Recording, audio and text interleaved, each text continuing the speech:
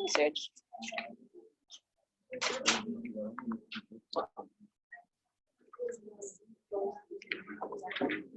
So, yesterday, because I forgot to post it when I got it on Monday, so I posted this, there's a lunch today, so you go get, I think there's pizza, I think it says. Yeah, pizza and refreshments will be provided, but it's also, have you guys heard about Camp OC that they run here at the college in the summertime? So they're hiring students for the summer. She said it was 8 to 4, and then I completely forgot to ask what the pay was. I know that's important. I'm assuming they cover that here. So at the info session, which is today, the first one is from 11 to 12, and then the next one is from 5 to 6. And so I'm thinking definitely for you guys, because you're kind of a mixed bag of where you're from and where you're going, but if you're going to work in kind of teaching or kind of with kids, or if that's something that you're interested in, this would look really good, right? So that's why I wanted to make sure that you knew about it today. Okay, so that is posted on our Moodle page. So you can go. Worst case, you get some pizza. How bad is that? How bad could it be, right? So anyways, there you go. And I'm sure they'll tell you all about it. And it actually looks like, I checked out the job description. Looks like kind of a fun job. I think you just go buy supplies and you organize things, and I don't know, for someone like me, I think that's a really fun job. So like, oh yeah, great. Oh, we ran out of juice boxes? Oh no. So I imagine it's that kind of work. So anyways, kind of low stress. Okay. Let's see, where did we end off at last day, I wonder? So kind of, I decided to kind of show you all these methods by example. And so we're working through that question 1 on the chapter 6 examples that we handed out. And so, but right, what we're saying is, what we do is, if we know that something follows a normal distribution, then we're able to standardize values. As long as we know what the mean and the standard deviation is, then we can standardize a value from that distribution and make it a z-score, right? So,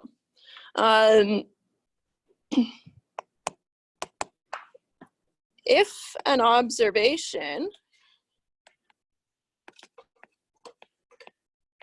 comes from a normal distribution, and I'm going to use the shorthand, a normal distribution with a mean mu and a standard deviation sigma.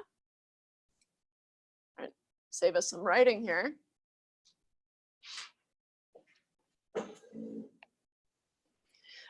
We can standardize that observation.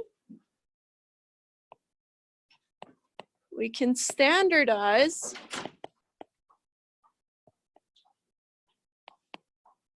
that observation by calculating the z-score.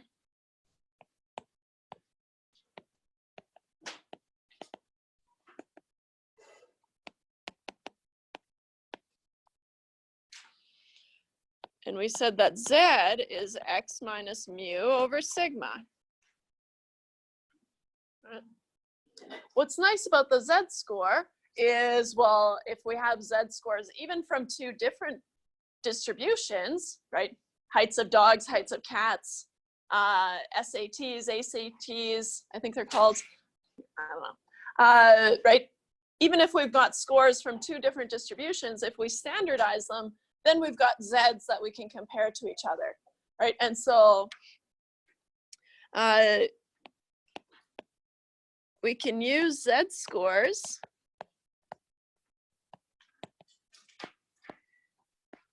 to compare two observations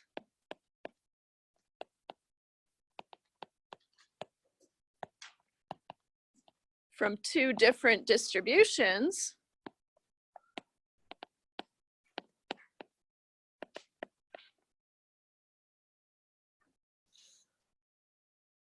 so that's one way that we can use the z-score. But we can also use the z-score to find probabilities associated with that observation. So we can also use the z-score to find probabilities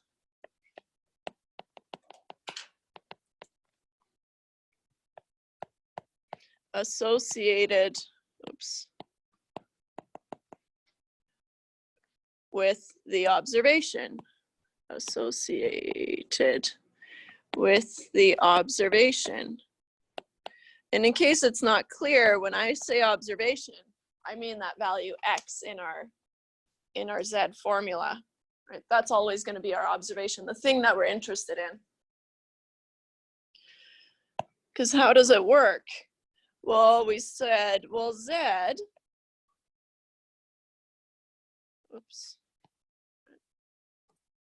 if this is the z distribution,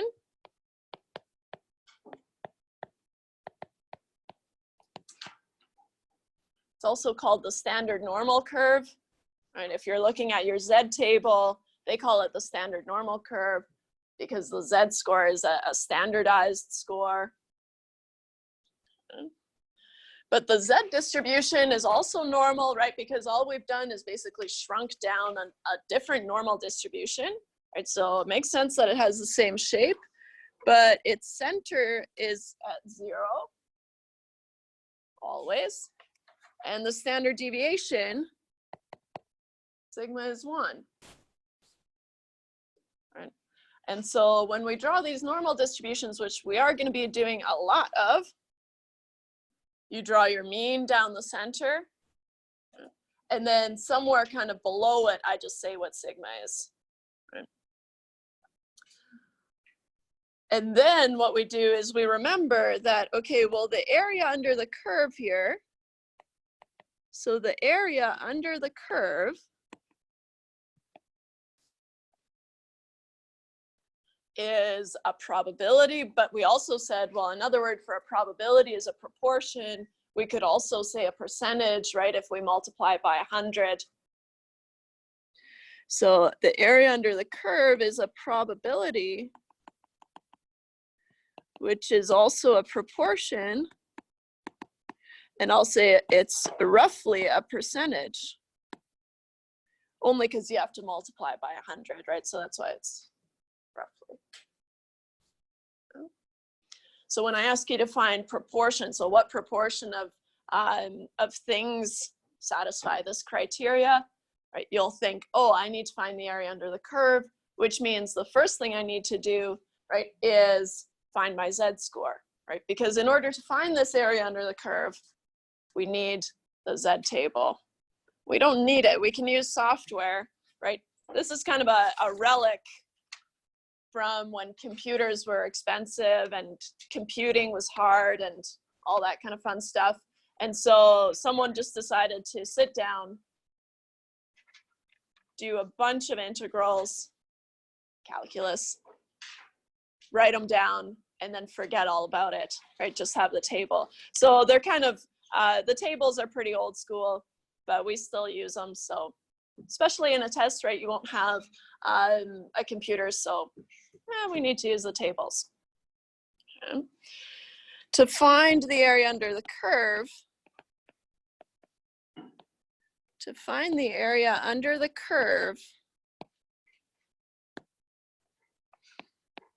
we use the z table.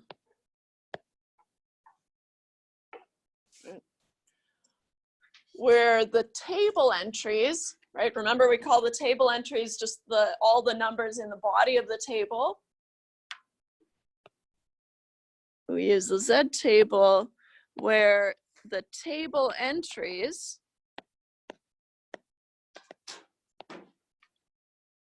And we talked about that last day, right? It's got that little reminder at the top of the page, where the table entries are the area to the left of the z-score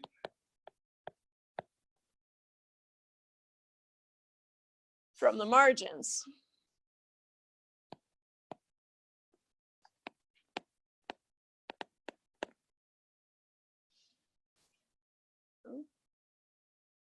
So all it's doing, right, because it looks confusing, and even if you're jumping and you're kind of reading across the lines, it actually looks like there's no real rhyme or reason here. But what's going on is, so this is kind of the end of our review here. I don't even think I called it a review. I'll sneak it in up top here, review.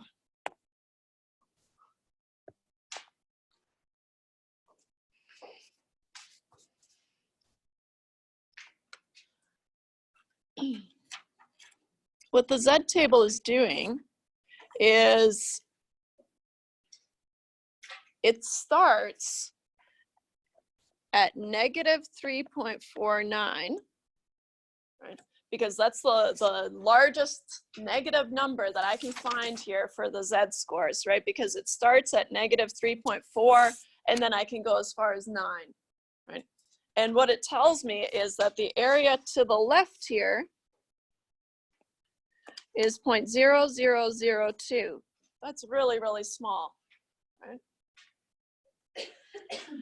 If we move to negative 3.48, now of course I'm going to move it. They're super close together, of course, but just so that we can see it, I'm going to put it here, negative 3.48. It's saying that the area to the left here, oh, let's see if I still can't, 0.0003, which makes sense, right? Because if I'm here at negative 3.49, then if this area is 0.0002, then it makes sense that I would have a little bit more area if I moved in a little bit, right? Just visually on the curve. So all it's doing is at each little cutoff point here, it's telling you what the area to the left is, right? And so if you go to a z-score of 0, right, what would you expect the value to be? 0.5, right? Because we know that 0 splits it in half, right? And so 0.5 would be here at 0. Okay. I really did not give myself enough room here. I'm going to scoot it down a little bit, just one line. Oh, 0.5.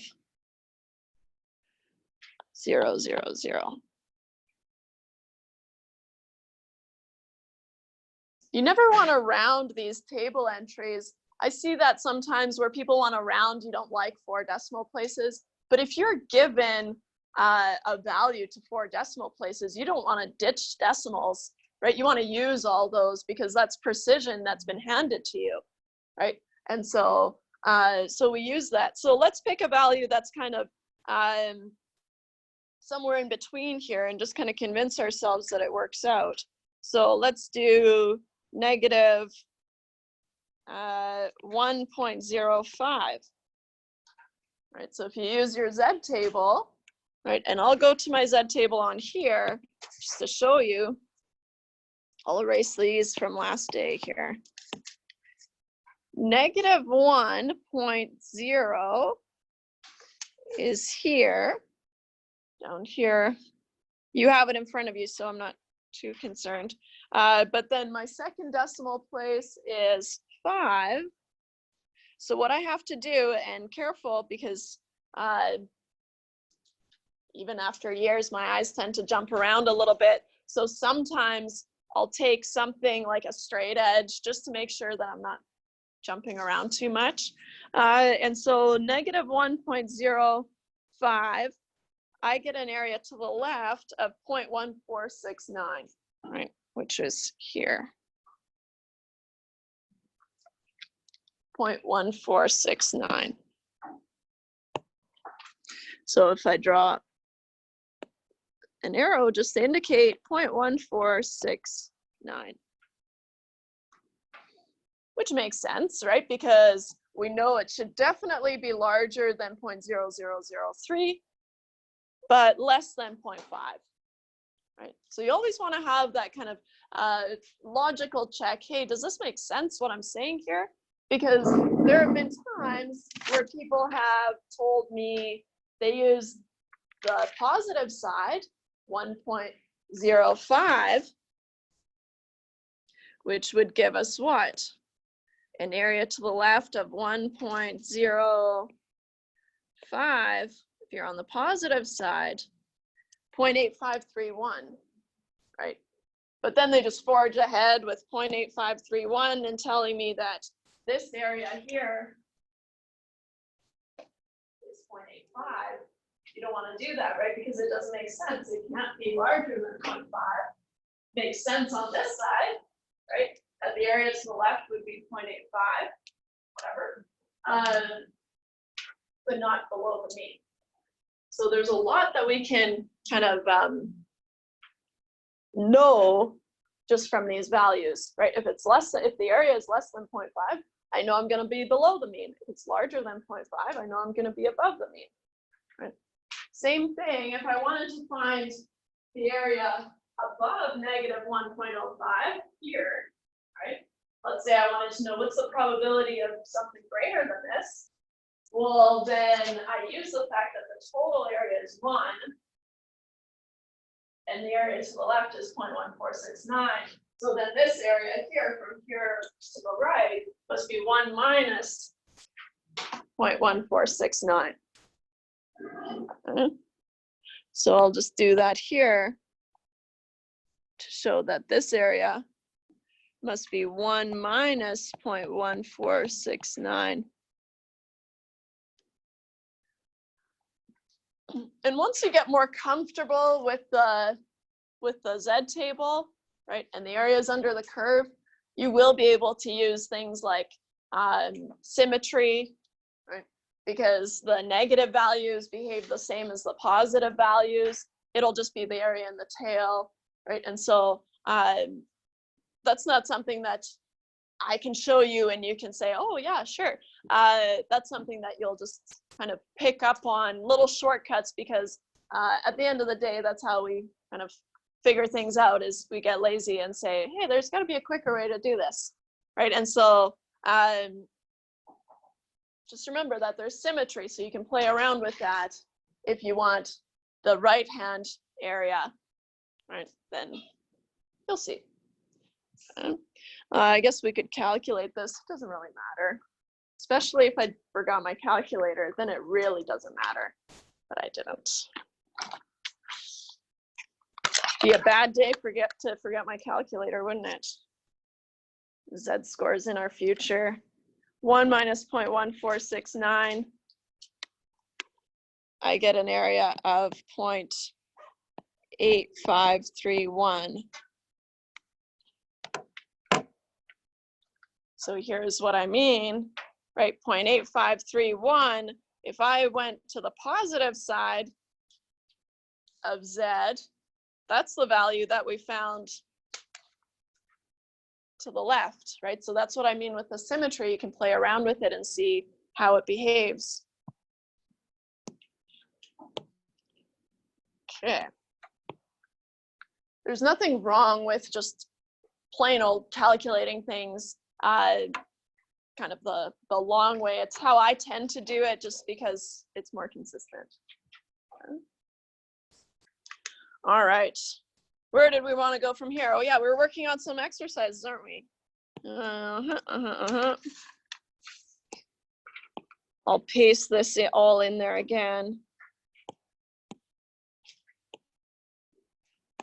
We already did part A, I want to say.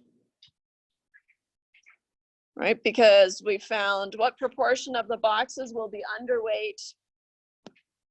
We found last day that it would be 0.0668. 0.0668 from last day.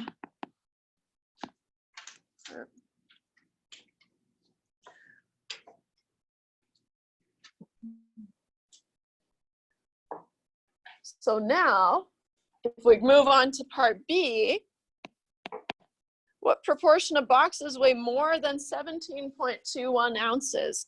And so what I'm gonna do is I'm gonna sketch out the situation. And I am centered on 16.3 still. And sigma is 0.2. Remembering that the axis, right, the axis is the weights. And so 17.21 would be somewhere above here. And remember, I'm just putting it just to visualize, right? We don't have to spend any time figuring out where 17.21 should go, right? We just plop it down just to see what's going on here. So we want to know what proportion of boxes weigh more than 17.21. So the area that we're looking for is that area, right? Those are all the boxes that weigh more than 17.21. Oh. So what do I have to do? If I want to find an area, then I first have to convert 17.21 to a z-score, and then I can use the z table, right? And so it's going to be a two-phase problem, right? Where we go from an observation x, convert it to a z, and then use the z table to find the area under the curve. So the next thing we have to do is find our z-score. Z is x minus mu over sigma. I always want to see your bare bones formula first, right? So I don't want you to just jump in. I want to see what you think the formula is, and mostly just for part marks if you're wrong. But it's on your formula sheet, so you shouldn't be wrong, but it happens. Right. So here, our observation that we're interested in is 17.21 minus our mean, which is 16.3, over our standard deviation, which is 0.2. 17.21 minus 16.3 divided by 0.2. I'll just skip right to it. I get a Z of 4.55. Dun, dun, dun. Well, what am I supposed to do here? I know. And I always get panicky texts saying, hey, it's off the table. I don't know what I'm supposed to do. Well, we did one in class and this is it. Okay, so here we'll actually do more than one. But people get so used to using the table that when we're off the table, hey, what happens here? So what it looks like, right, on our Z table, right, we can sketch that same curve, but for Z, Z is centered on 0 and has a sigma of 1.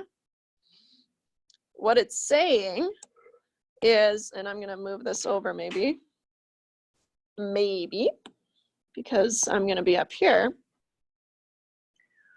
What it's saying, when the table kind of, let's say, taps out, maximum value is 3.49, right? Here, 3.49, let's put it here.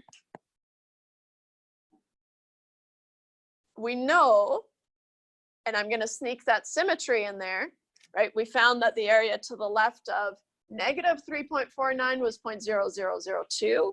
So by symmetry, the area to the right of positive 3.49 must be 0.0002, right? Or you could say, well, it's going to be 1 minus 0.9998. You would end up at the same thing, right? So however you slice it and dice it, this area is 0.0002. Okay. That's all we know. That's really small. That's all we care to know, right? Because what we have to think about, and this is kind of like a mind-boggling thing, is these curves, or the tails here, they go to negative infinity and positive infinity. And that's just to indicate that anything can happen, right? The probability is always there. And so these tails never, ever fully close on the curve out to infinity, right? So what happens though is we say, well, I can figure out that the area beyond this point has a total of 0.0002. That's very, very small. So what we say for the area beyond here, we could just flat out say it's approximately 0. I never want to see 0 because of the fact that the tails never close on the curve, right? So it'll always be approximately 0. The probability is never 0, right? Something can always happen, right? We could get a box that's filled to 1,000 ounces. Unlikely, but possible, right? And so here, if we get a value of 4.55, let's put it somewhere here, or even if it's out here, right? The probability of having a box that weighs more than 17.21 ounces is approximately 0, right? Or if you want to be proper, you could say, well, all I know is that it's less than 0.0002. Right? Either one of those works for me. So here, oh, pink for Pink Shirt Day. What? It's Pink Shirt Day today? I know, I've been where you are. I forgot last year. And with this shirt, how can you forget, right? It's like, I wait all year for this. So here, right, this area is just less than 0.0002.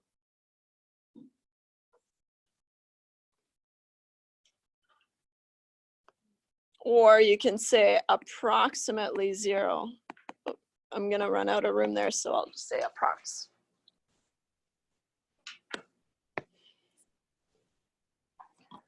If I tell you just on the street, you say, oh, what's the probability of me getting to cross the street in the next minute? I say approximately 0.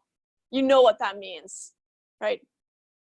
Very, very slim chances, right? And so we're good with that. You wouldn't say, oh, it's less than 0.0002. Right? You could, but we can just say approximately 0. So in our conclusion for this question, right, we would say that therefore, the proportion of boxes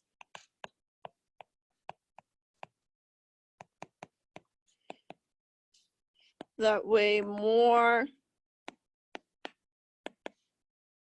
than 17.21 ounces is approximately 0.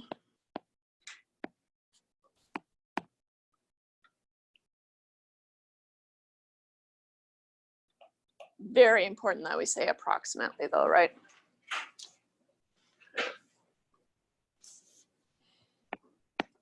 Or less than 0.0002.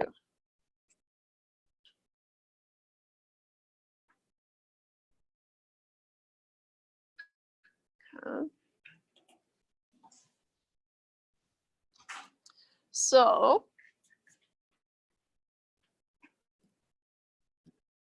that's how we deal with things going off the table, right? Just kind of in either direction, right? The negative direction or the positive direction. I think part C, okay, yeah. Sure. What proportion of boxes will weigh between 16.11 ounces and 16.61 ounces? Okay, so now again, we want to start by mapping out the problem, figuring out which area we want, and then going from there, right? And so 6.11 and 16, or you know what I mean. So I want between 16.11 and 16.61, right?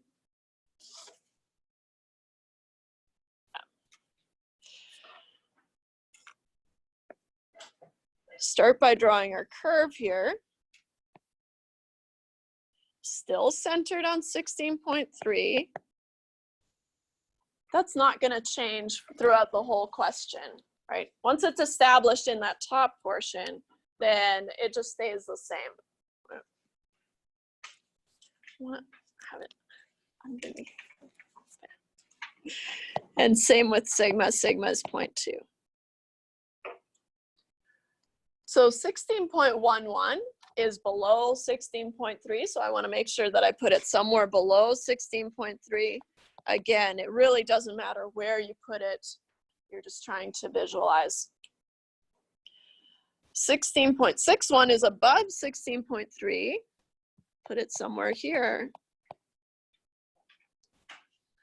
And then I usually like to shade the area that I'm interested in, right? Because the proportion of boxes between 16.11 and 16.61 is going to be that area in between.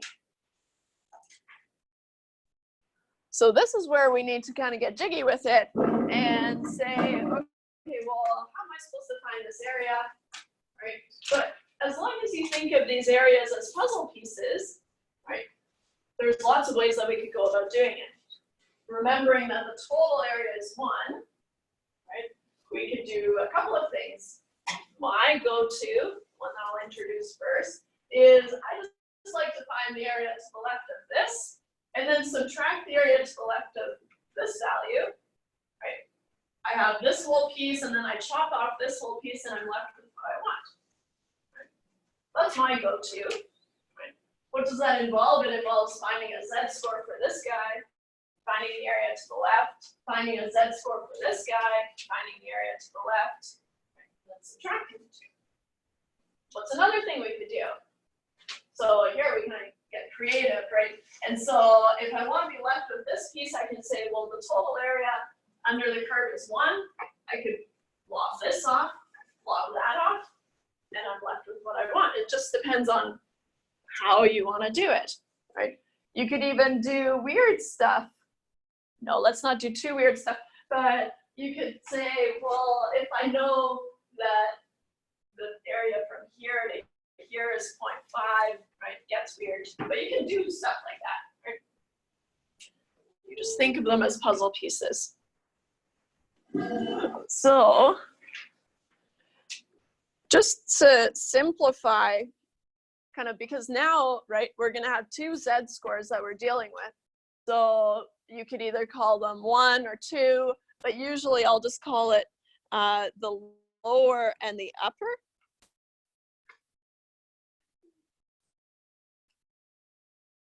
Just because 1 and 2 sometimes, depending on the situation, might mean something else. And so lower and upper is usually pretty safe to use. You could use A and B if you want. It doesn't really matter. Right? But what we have to do is we have to find the Z for the lower and the Z for the upper.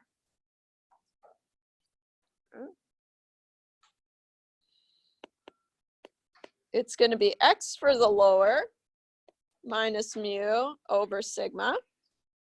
And then on this side, we've got X for the upper minus mu over sigma.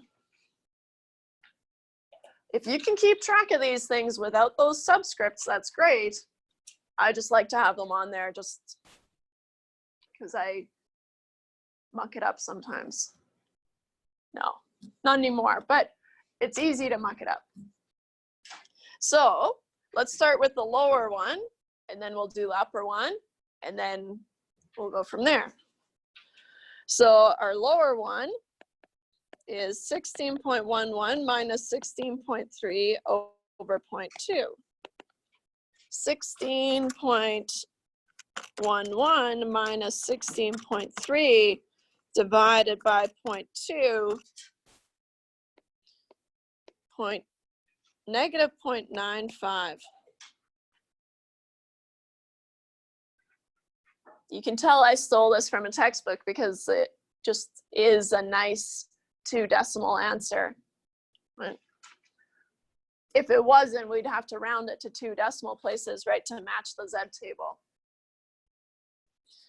Okay, so our Z on the lower, what does a Z of negative 0.95 tell us? Tells us that 16.11 is 0.95 standard deviations below the mean of 16.3. Right? So it tells us how many standard deviations we are away. Let's see how far this upper one is. 16.61 minus 16.3 over 0.2. 16.61 minus 16.3 over, oh, I blubbed it. And then divide by 0.2. Yeah. Positive 1.55. If you want to, right, we could sketch this out on another Z curve just to have a look again and make sure that it looks the way we expect it to, but this one is completely optional. So I want to see the original curve, right? Doing another curve you don't have to do. It's just to show that they look the same, right? So Z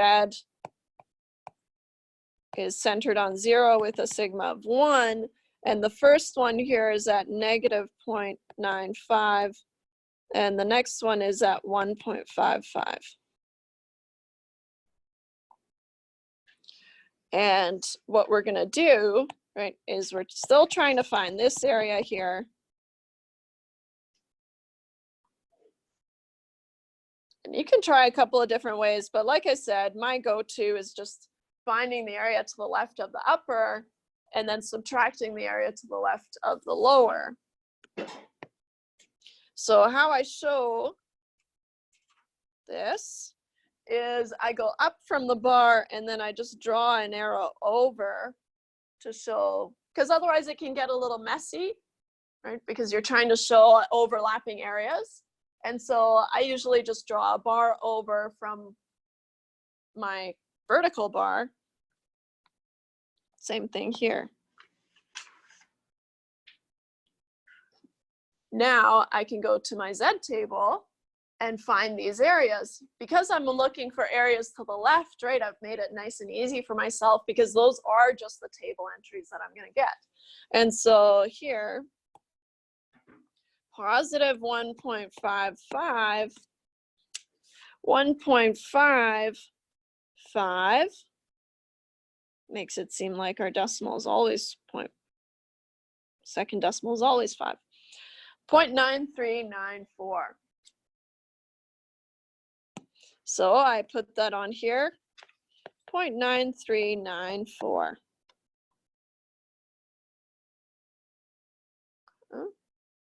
How about negative 0.95?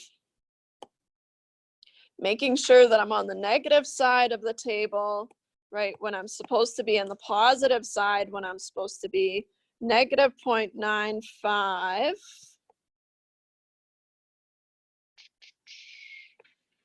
I land at 0.1711. So 0.1711.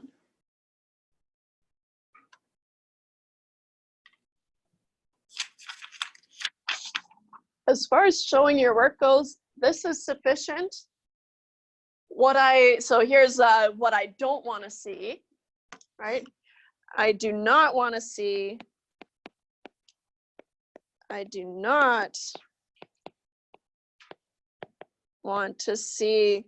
1.55 equals 0.9394.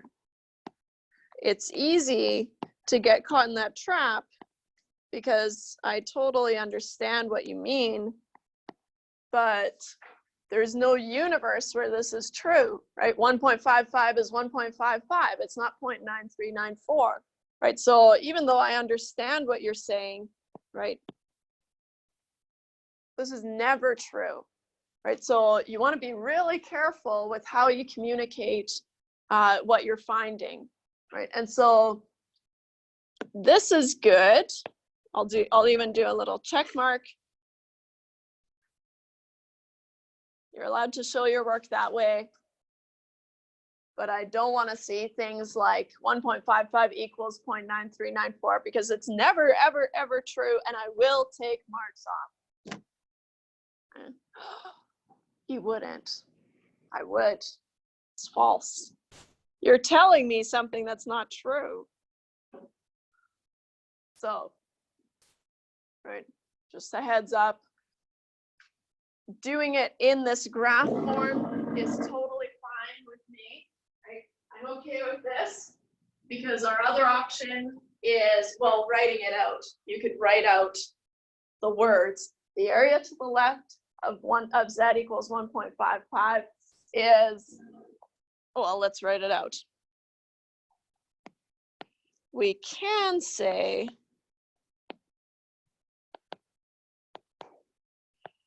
the area to the left of z equals 1.55 is 0.9394.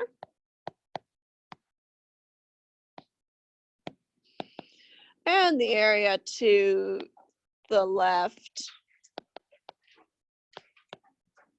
of z equals negative 0.95 is 0.1711, I think. Yeah.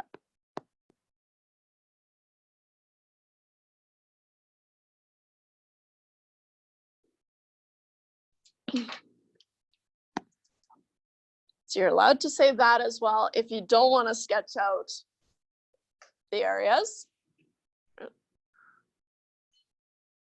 Or we can use probability notation, which most people don't like. So that's why I'm giving you a couple of options. Which says that the probability that z is less than or equal to 1. Oh, what happened here? We're back. 1.55 is equal to 0.9394. Notice how that's very different from what we were saying when we said 1.55 equals 0.9394. And that's not true, but the probability that z is less than 1.55 is 0.9394, so that is true. Right? And the probability that z is less than or equal to negative 0.94, or 0.95 rather, is 0.1711. That's a lot shorter, right? But if you don't like that, if you find that that's confusing and you just don't want to do it, you can absolutely write it out in words. Right? That's fine. Yeah. Why are you still looking if z is larger? Maybe if z is small. Yeah, less than. If z is less than or equal to 1.55. Oh, okay. Never mind. Well, because I told you guys I have a hard time with the less than and greater than. So it is the left less than.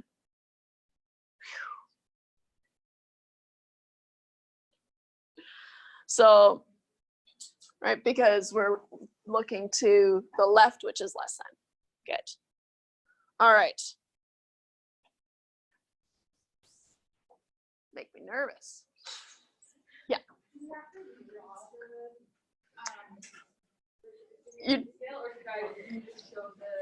You could have drawn it on the original. Yeah. Yeah. So the question was, do we have to draw it on the Z scale? Or can we just draw it on the original one? You can just draw it on the original one. Right. Here, we're just wanting to, I just want to emphasize that these are from the Z scores. but you can just draw it on the original, right? And I'll start to cut corners once we do a couple more, right? And then you'll see what limits you can push, right? And so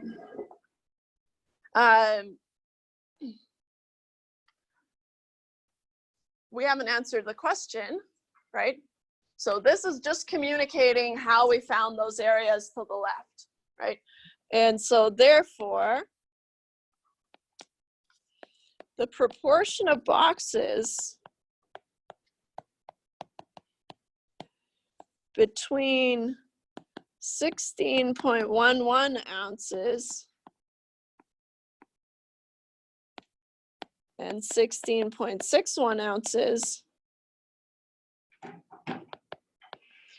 is 0.9394 minus 0.1711, which is 0.9394 minus 0.1711, 0.7683. I usually just throw my math in there if it's nice and simple, like a quick subtraction, right? Mostly because that shows that I know what I'm doing. I'm subtracting these two numbers. And so then I'm done. Right? So now we've answered the question.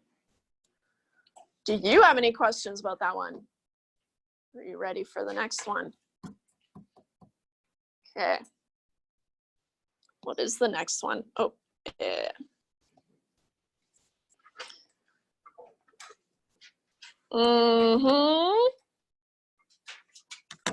So, do you think that we could go maybe the other way, right? So what if I give you some area under the curve, and then I ask you to give me what weight satisfies that area under the curve, right? That's reasonable. We just have to change our, you're gonna start in the Z table, work your way out to a Z score, and then convert that Z score to an X, right? And so I call this a working backwards type of problem. And so question D, I'll just cut it and have it here.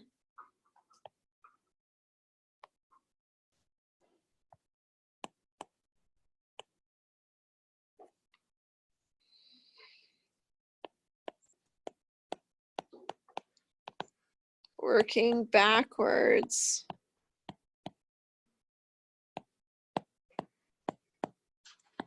Problem, right? Because remember, so far, right, we've worked from an X, so from some observation, we converted it to a Z using Z as X minus mu over sigma.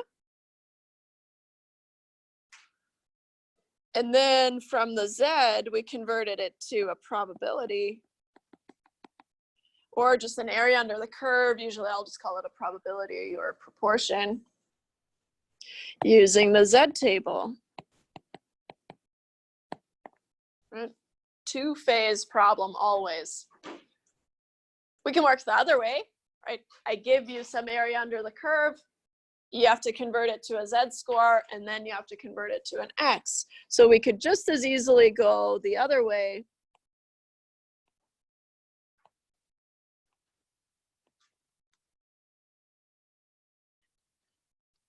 But the Z score is kind of the gatekeeper. Right?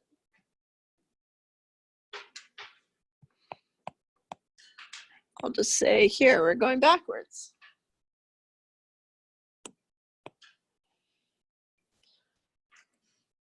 So again, we're going to sketch out the curve and just see what happens. What are we looking for here? So start with your normal distribution. It's still centered on 16.3 and sigma is still 0.2.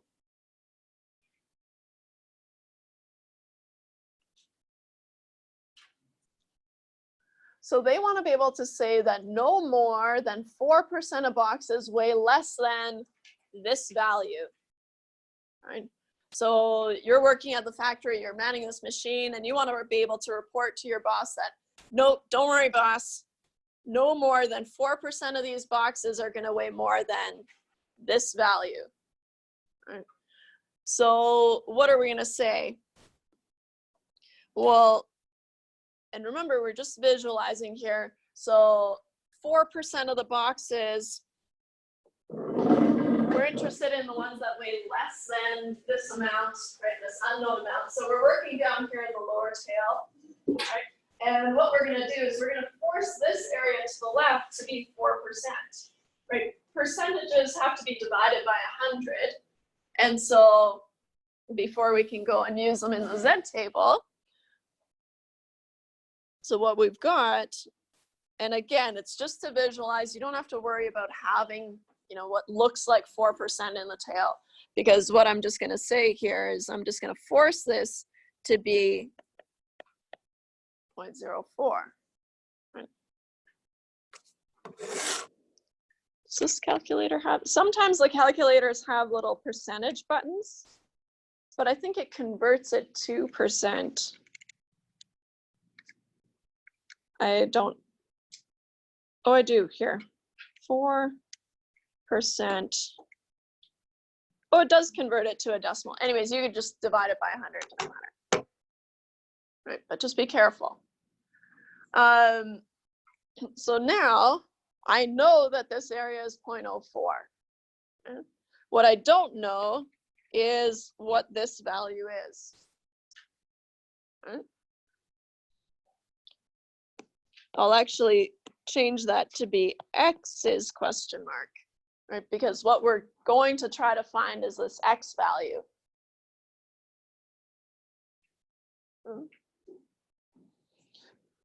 So if we go to our Z table, right, and I want the area of 0.04 in the left-hand tail, I know I'm going to be on the negative side of the table, right? And don't be caught up. Remember, you're looking for 0.04, right? Not 004, not 0004, right? 0.04, it's going to be, it's bigger than you think. Da, da, da, da, da. And what we're going to do is we're going to look for the value closest to 0.04. And so usually how we communicate this is just through words, and I just describe exactly what I'm doing. And so using the Z table,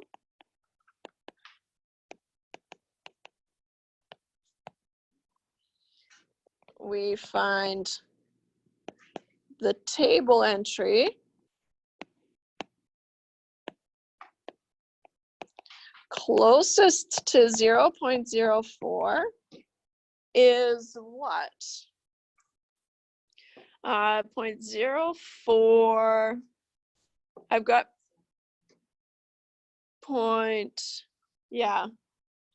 it's between 0.0401 and 0.0392. You can just use your calculator, figure out which one's closest, but I'm willing to lock in 0.0401.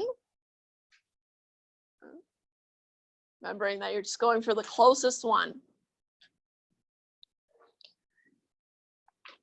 And then, right, that's my first step in kind of my two-phase problem here. Now I need to trace that value back to a z-score. So which corresponds to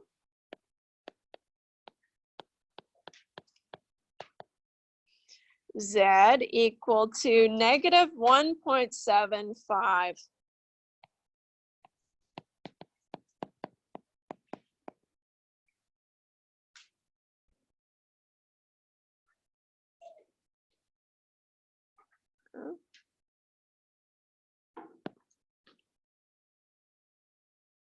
So now, if you think about where we are in this sort of schematic, right? We found our probability in the table, we converted it to a z-score, and now we have to use the formula to convert it to an x. Yeah.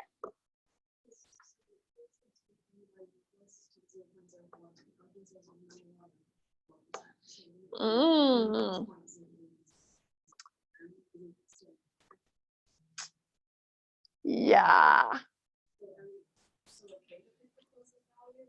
Yes, because as a rule, we're just going to pick the closest one. And 401 would still be on the safe side, I want to say. Anyways, as a rule, we're just going to pick the closest one. Good for you for picking up on that, though. I'm like, just do it blindly, guys. Don't pay attention to the question.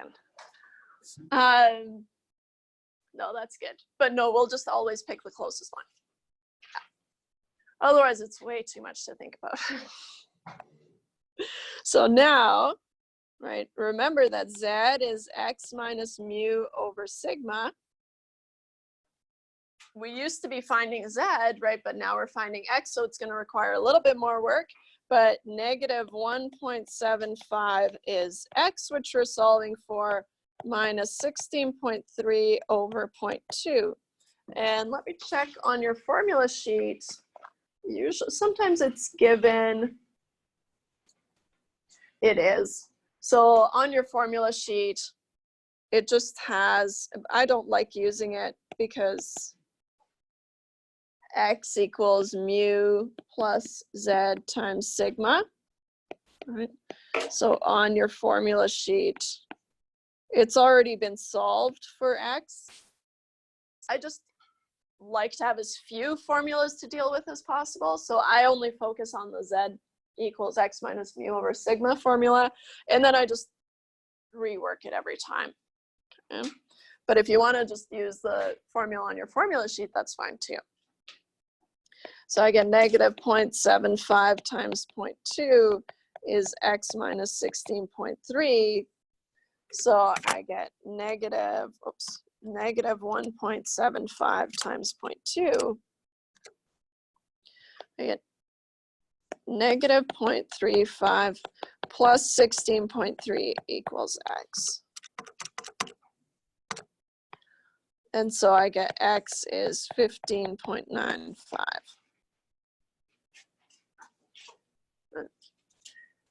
Whichever formula you use, you should end up at the same value, right? 15.95. So now,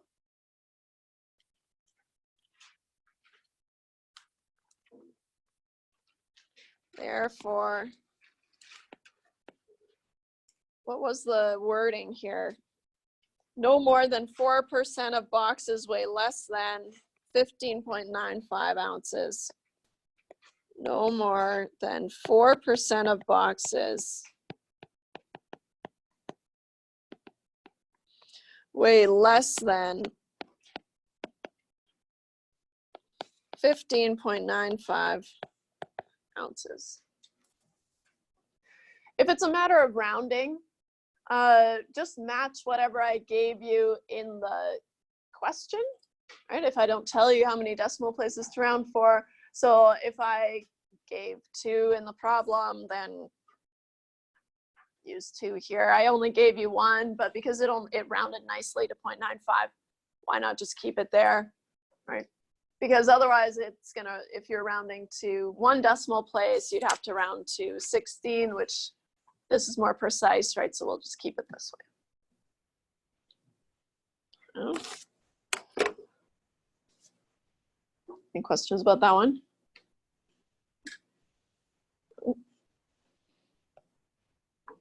How about the next one?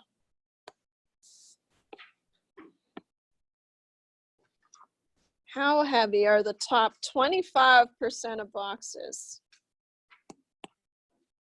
Same type of question, right? Except now I want the heaviest 25% of boxes.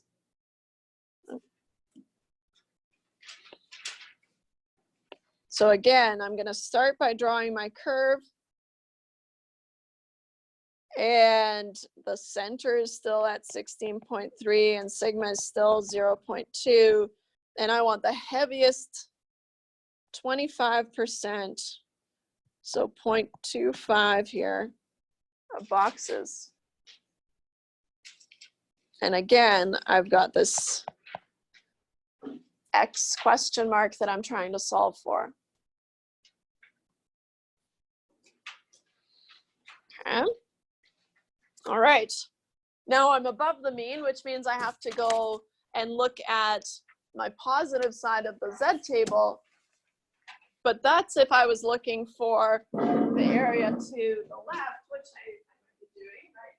So remembering that the Z table only gives you the area to the left, right? And so I want the area to the right to be 0.25, which forces the area to the left to be 0.75, right? And so that's the value that I'm going to be looking for. Or you can cheat and use the positive value on the negative Z table side, but I think that's too much, right, for right now. So we'll just say, okay, well, here, because the area has to total 1, right, this area must be 0.75, right, 1 minus 0.25.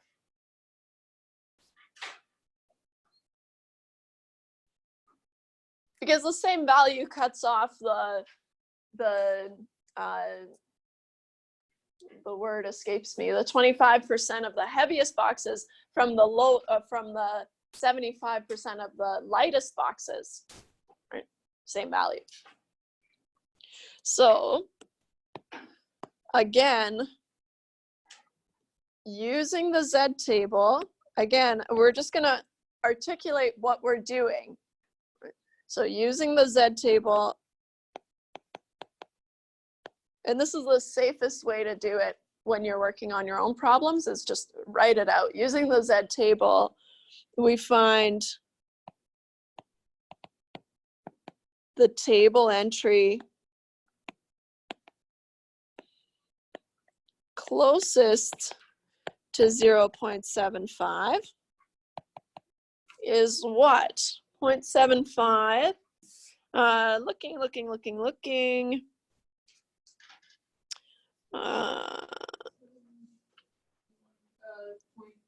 It's between 0.7486, which is 0.75 minus 0.7486. I just used my calculator, which is 0.0014.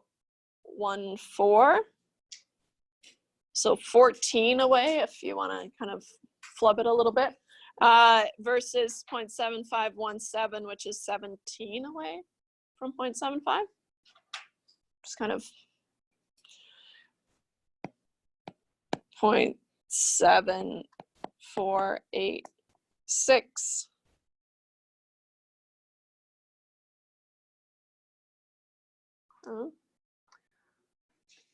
If you told me that it was 0.7517, that's okay. I would probably have to take half a mark off because it's going to mess up the rest of it, but it's not a big deal, right? So as long as you tell me which one you think is closest and then just use that and follow through, then that's good. So 0.7486, which corresponds to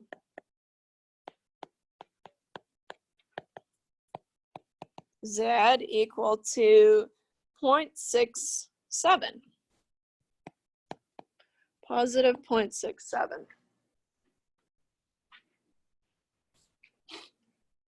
So now I know that Z is X minus mu over sigma. And again, if you want to use the formula on your formula sheet, go ahead. But 0.67 is X minus 16.3 divided by 0.2, 0.67 times 0.2 plus 16.3, I get an X of 16.434.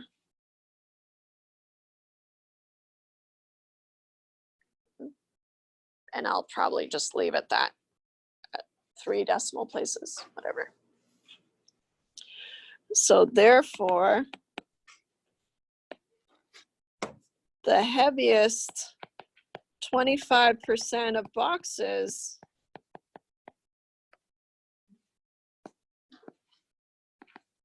weigh more than 16.434 ounces.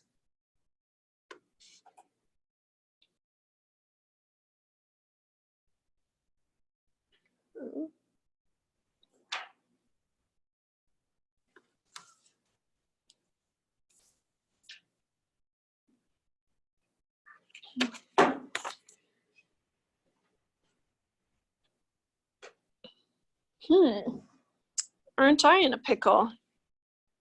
Because there's another thing that I want to tell you guys before we go. But I actually thought we'd finish example 2 as well. But we'll leave example 2 for a little bit and come back to it, because what I want to tell you guys about for question 3, which is the last normal distribution question, and just as a heads up, question 4 and 5 on the back page are about the binomial distribution, and then question 6 is the Poisson, just so you're not trying to do these with the normal distribution. It just, well, later on it'll work, but for now, right, we're only working on the front page, right? But I do want to tell you guys about just kind of a cool little trick. It's called the Empirical Rule, or the 68, 95, 99.7 rule.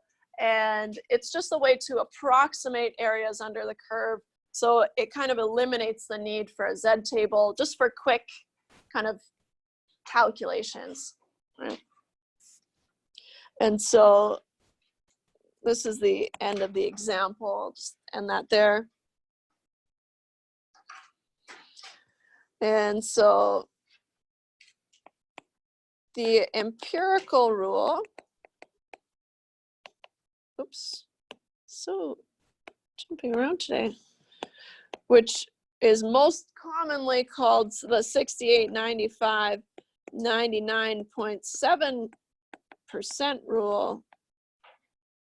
Usually I ditch the percent, right? The 68, 95, 99.7 rule gives us a way to approximate areas under the curve. Gives us a way to approximate areas under the curve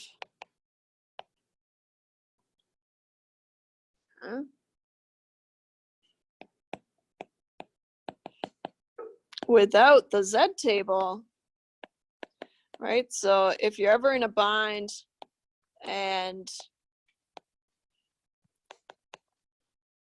you don't have a Z table, then at least you can approximate just to have an idea of what these probabilities or what these areas under the curve are.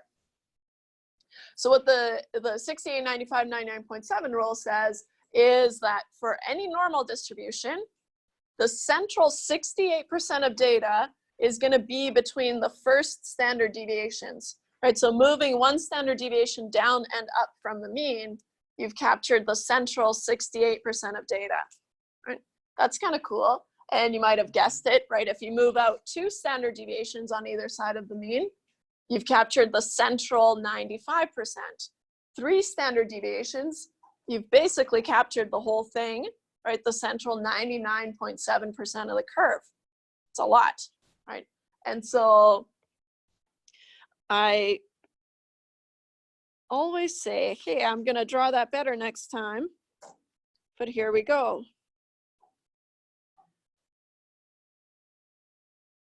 I'm in luck, right? Because if I'm centered here at mu, and if I go down to mu minus sigma, and I go up to mu plus sigma, right, what I'm doing here is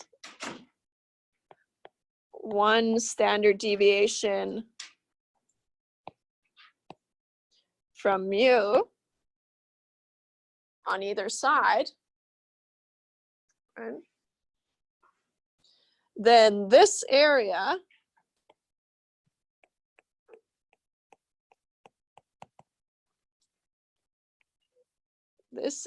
is going to be 0.68, right, or 68%. Well, I can cheat a little bit because now we know what Z scores are, right? Z tells us how many standard deviations we are away from the mean. So here, down here, right, this would be at a z equal to -1, and this would be at a z equal to +1. Right? So now it's going to be a little bit easier to summarize the next two if we just talk about in terms of z-scores. Because now,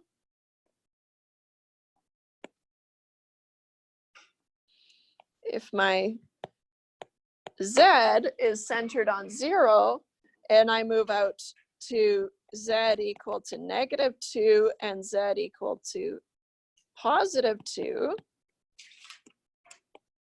then this area here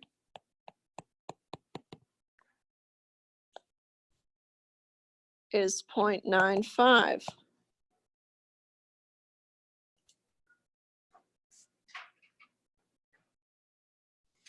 And then let's see if I can squeeze the next one on here.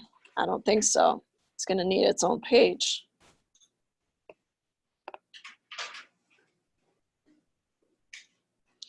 So from 0, right, simplifying things a little bit by using the z distribution, if I move out to -3, so z equals -3 and z equals +3,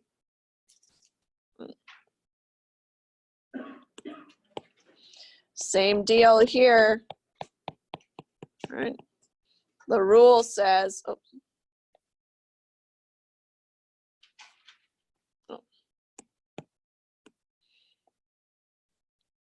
this is the central, and it's important that it's the central 0.997 of the curve.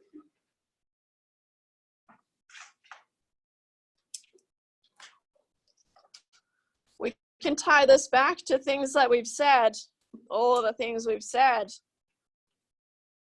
We said a z-score beyond 2 on either end would be considered extreme, right? Why is that? Well, it's because the probability of being between -2 and 2 is 0.95. So the probability on the outside, right, it's the central one and the total area is 1. And so that 0.05 has to be split evenly between the tails, right? So now I'm at 0.025. So here, this area must be 0.025. And this area must be 0.025, right? So we can use the 68, 95, 99.7 rule to find other areas, right, as well. Making sure that you remember that it's symmetric about the mean, right? So it's the central 68, 95, 99.7 rule. But that's what question 3 is asking you to use, just the 68, 95, 99.7 rule to just get an idea of these probabilities.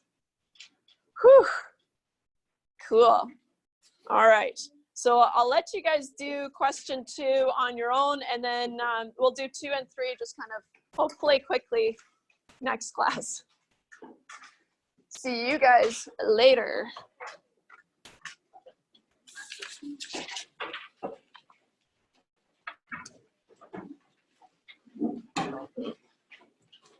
Bye, guys.